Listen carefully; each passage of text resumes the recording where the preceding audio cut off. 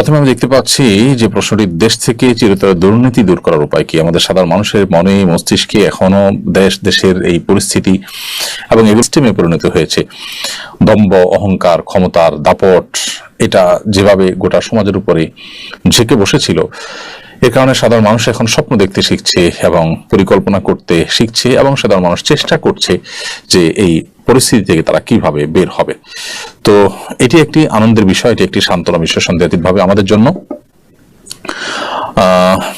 সেই জায়গা থেকে ধরনের প্রশ্ন অনেক বেশি আসছে। যাই হোক, দেশ থেকে চিরতর দুর্নীতি দূর করবার জন্য আসলে এককভাবে 1 মিনিটের কোনো কথায় যে সমাধানশালী বা বিশেষভাবে উল্লেখ করতে চাই, সেটা হলো যে এদেশের যে ওলামায়ে কেরাম সমাজের সবচেয়ে সৎ, বিশেষ করে আর্থিক কেলেঙ্কারি থেকে মুক্ত এবং পবিত্র হিসাবে বহু আগে নানাভাবে প্রমাণিত। ওলামায়ে কেরামকে যদি দেশের মূল ধারার সাথে সংযুক্ত করা হয়, তাদের যে সততা আছে সেটার যদি ব্যবহার করবার উদ্যোগ, দেশ থেকে দুর্নীতি দূর করা অনেক বেশি সহজ। ধরুন, জনপ্রতিনিধিদের মাধ্যমে যে সমস্ত কাগজপত্র ভেরিফিকেশন করা হয় বা যে সমস্ত অ্যাটাস্টেশন করা হয়, যদি মসজিদের ইমাম সাহেব, খতিব সাহেবদেরকে এই দায়িত্ব দেওয়া হয়, এটা আমি শুধু একটি উপমা স্বরূপ বলছি, এটাই যে একেবারে আক্ষরিক অর্থে মিন করছি তা নয়, তাহলে সেক্ষেত্রে দেখা যাবে যে অনেকাংশেই কিন্তু দুর্নীতি দূর হয়ে যাবে।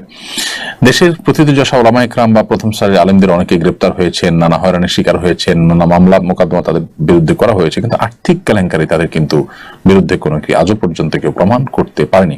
বিচ্ছিন্ন ঘটনা তো থাকেই ছোটখাটো ক্ষেত্রে, কিন্তু আমি টপ লেভেল ওলামায়ে কেরাম বা প্রমিনেন্ট ওলামায়ে কেরামের মধ্যে এই ধরনের কোনো অনাচার সচরাচর হতে দেখা যায় না, সে বিষয়টি বলেছে। এই জন্য দেশ থেকে দুর্নীতি দূর করবার জন্য সাধারণ মানুষকে মোটিভেশন দেওয়া, কঠোর আইন, দুর্নীতির বিরুদ্ধে কঠোর আইন প্রণয়ন করে সেটার প্রয়োগ করা এবং জিরো টলারেন্সে চলে যাওয়া, আইনের শাসনকে পরিপূর্ণ প্রতিষ্ঠা করা, এখানে কোনো চেহারা না দেখা, এই বিষয়গুলো খুব গুরুত্বপূর্ণ। সেই সাথে ওলামায়ে কেরামকে এই কাজের সাথে সমাজের মূলধারার সাথে যদি ইনভলভ করা হয়, আমার বিশ্বাস যে সেটি অনেক বেশি কাজে আসবে ইনশাআল্লাহ তাআলা।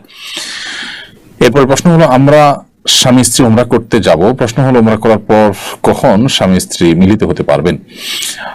স্বামী স্ত্রী উমরা করতে গেলে সেক্ষেত্রে উমরার যে মূল কার্যক্রম আছে, ইহরামের কাপড় পরিধান করার পর, তওয়াফ শেষ করার পর, সাই শেষ করার পর উভয়ে মাথা মুন্ডন বা মাথা চুল ছোট করার যে বিধান আছে, মেয়েরা ছোট করা, পুরুষরা মাথা মুন্ডন করা, সেটি শেষ করার পর তার হালাল।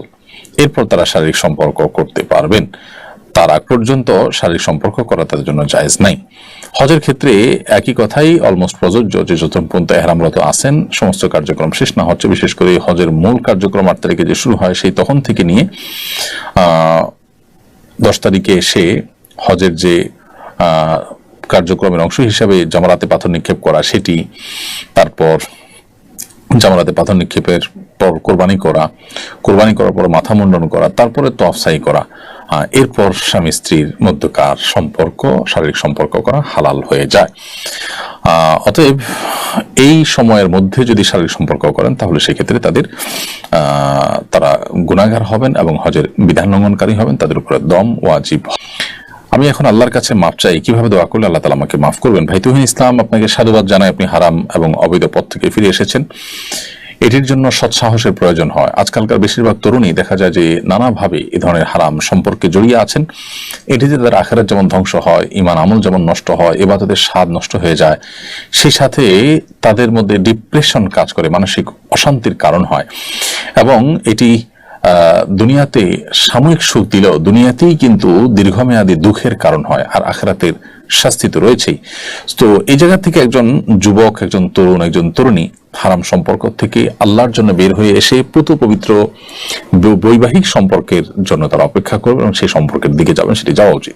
তো আপনি আপনার হারাম রিলেশন থেকে বেরিয়ে এসেছেন, পূর্বের কৃতকর্মের জন্য আল্লাহর কাছে আপনি কায়মনোবাক্যে মাপ চাইবেন, চোখের পানি ফেলে লজ্জিত হয়ে, অনুতপ্ত হয়ে, নিজেকে ভৎসনা করে আল্লাহর নাফরমানি করেছেন, আল্লাহর অবাধ্য হয়েছেন, সেজন্য ক্ষমা প্রার্থনা করবেন এবং ভবিষ্যতে আর এই ধরনের গুনাহের কাজ আর করবেন না, মর্মে সংকল্প করবেন ইনশাআল্লাহ বিদিনিল্লাহ। আশা করা যায় এর মাধ্যমে আল্লাহ রাব্বুল আলামিন আমাদের গুনাহ মাফ করে দিবেন, কারণ এমন কোনো পাপ নাই যে পাপ তওবা করলে আল্লাহ তাআলা মাফ করবেন না। ইসলামের তওবা তত্ত্বটি খুবই গুরুত্বপূর্ণ। তওবা তত্ত্ব এটি আমাদেরকে সংশোধিত হতে শেখায়, এটি আমাদেরকে পরিমার্জিত হতে শেখায়, এটি আমাদেরকে কারেকশন করতে শেখায়। অতএব আত্মসমালোচনা করা এটা তওবা তত্ত্বেরই অংশ। সেই জায়গা থেকে আপনার নিজের কৃতকর্মের জন্য অনুতপ্ত হয়ে ক্ষমা প্রার্থনা, ভবিষ্যতে না করার জন্য সংকল্প করা এবং হারাম থেকে ফিরে আসা, সরে আসা, এই বিষয়গুলো ইনশাআল্লাহ আপনার পূর্বের গুনাহ মাফ হওয়ার জন্য যথেষ্ট হবে, আল্লাহ চাহেন তো।